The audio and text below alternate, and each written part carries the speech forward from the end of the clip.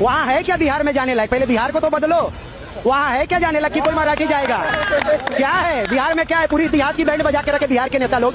है क्या बिहार में? क्या है? किधर है चनकिया? किधर है सीतामा? किधर है बिहार? क्या आपको पता है? आप बताओ बिहारियों के कि बिहार क्या है? बिहार बिहार है। मैं बिहार के विरुद्ध नहीं हूँ, बिहारियों के विरुद्ध में हूँ।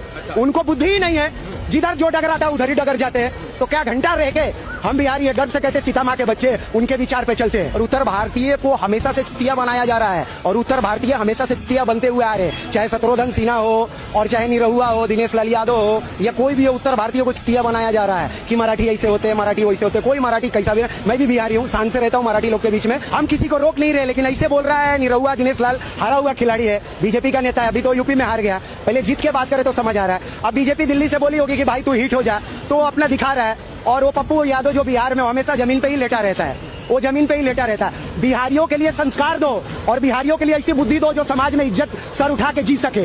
ये सब तियागिरी बिहार से बैठ के मत करो कि मैं बम्बई में मराठी नहीं बोलूंगा और रहूंगा। तो ये कभी कोई मनसे वाला और चाहे कोई भी मराठी